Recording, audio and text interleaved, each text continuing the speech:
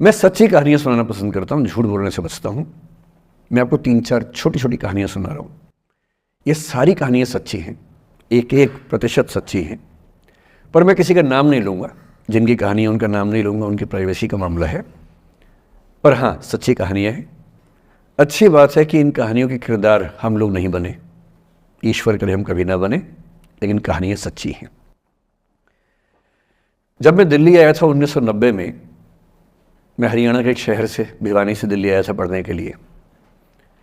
मेरे dream college में हंसराज भी एक था, पर मेरा संयुक्त से मेरा एडमिशन जाकिर हुसैन में हुआ। मेरे अंक ठीक थे, यहाँ हो सकता था, पर मैं तो नई दिल्ली स्टेशन पे उतरा, बाहर निकला, पता लगा वहीं एक कॉलेज है, वहीं एडमिशन ले लिया मैंने। तो लोगों ने कहा कि यार कैंपस बड़ा अच्छा होता है। मैंने, अरे क्या फ़र्क पड़ता है, कॉलेज कॉलेज होता है, छड्डो, यही छड्डो में सिखाने आया हूँ आप लोगों को। ठीक है, स्टेशन से निकले वहीं कॉलेज है, मैंने घर जाना होगा तो आराम से कॉलेज से निकल जाएंगे, क्या रखा है कैंपस में। पर मेरा एक दोस्त जो मेरे साथ ही आया था उसी शहर से, उसने एडमिशन हंसराज कॉलेज में लिया। मैं और वो स्कूल के डिबेटर्स थे, डिबेटिंग में हम लोग स्कूल टाइम से काफ़ी एक्टिव थे। डीयू में आए तो यहाँ भी एक्टिव रहे। डीयू में मैंने करीब 5 साल डिबेटिंग की और मेरा ख्याल है कि लगभग 300-400 डिबेट्स मैंने जीती होंगी डीयू में, कुछ हरी भी होंगी, लेकिन मैंने खूब डिबेट, वो मेरा दरअसल दाना पानी था, रोजी रोटी मेरी वही थी कॉलेज के दिनों में। तो डिबेटिंग मेरा रोजगार था, एम्प्लॉयमेंट था, मेरा उससे काम चल जाता था आराम से। उसका भी चल जाता था, वो हंसराज से था, मैं जाकिर हुसैन से था। हम खूब डिबेट्स में मिलते थे। अक्सर ट्रॉफी या तो हम जीते थे या वो जीतता था, कोई भी जीते रूम पे ही आती थी, क्योंकि हम रूममेट्स थे, एक साथ ही रहते थे। वो मुझसे योग्यताओं के मामले में 21 था, बल्कि अगर वो 21 था तो मैं 15 ही रहा हूँगा या 12 रहा हूँगा, 22 या 21 तो नहीं रहा हूँगा, मुझसे बेहतर था योग्यताओं में। ग्रेजुएशन के बाद मैंने एमए हिंदी साहित्य में एडमिशन लिया, जबकि बीए ऑनर्स हिस्ट्री में किया था मैंने। उसने तय किया कि वो कुछ और करेगा, प्रोफेशनल कोर्स करेगा, नौकरी करेगा, तो वो चला गया दिल्ली से। मैं दिल्ली में रहा। फिर मैं एमए के बाद तैयारी करने लगा यूपीएससी की। तब तक मैं यूजीसी जेआरएफ कर चुका था। पहला अटेम्प्ट दिया, प्रीलिम्स हो गया।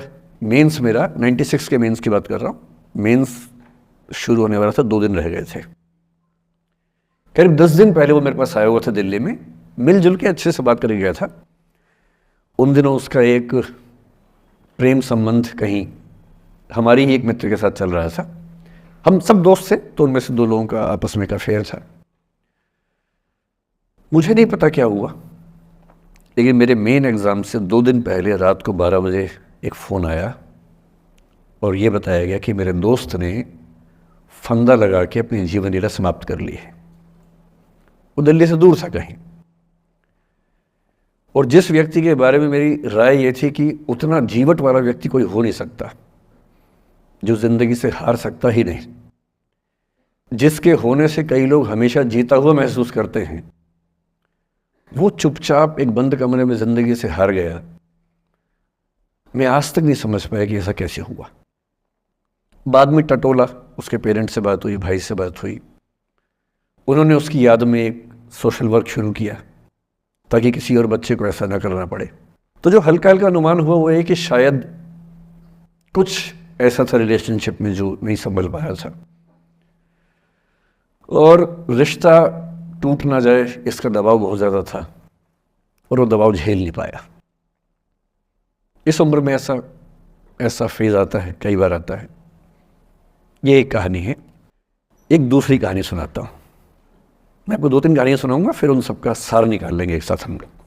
दूसरी कहानी ये है कि जब मेरा सिलेक्शन हो गया 97 में, 96 अटैम्प्ट में पहली बार में मेरा सिलेक्शन हो गया था, मैं एक्सटेंशन लेके तैयारी कर रहा था। तो उस समय एक लाइब्रेरी है कैंपस में ही, सेंट्रल रेफरेंस लाइब्रेरी, आप जानते होंगे, CRL बोलते हैं।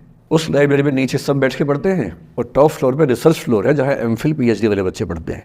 मैं उस समय शायद PhD कर रहा था या MPhil खत्म हुई थी, वहीं बैठता था, पढ़ता था रोज़। तो वहाँ एक छत थी, छत पे छोटी सी कैंटीन थी जहाँ हम लोग जब बोर होते थे दिन में 3-4 बार जाके चाय पीते थे। 2 बच्चे थे मुझसे जूनियर, 3-4 साल जूनियर थे, बड़े प्यारे बच्चे थे। मुझे उस समय तक पढ़ाई लिखाई का शौक अच्छा खासा हो गया था, तो वो रोज़ मेरे साथ बैठते थे।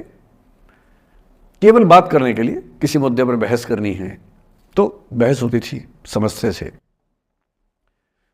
फिर मुझे पता लगा कि वो दोनों रिलेशनशिप में हैं, रिश्ते में हैं, दोनों ने शादी भी कर ली। उनकी योजना DU में पढ़ाने की थी या सिविल सर्विस की भी थी शायद, पता नहीं। मेरा इंटरेक्शन बहुत ज़्यादा उसके बाद रहा नहीं उनसे, क्योंकि मैं सर्विस में चला गया था। इतने जिज्ञासु बच्चे थे दोनों, इतने जिज्ञासु कि उनसे मिलकर तबीयत खुश हो जाती थी, कि हर चीज़ जानने का मन करता था उनका, हर विषय पढ़ने का मन करता था।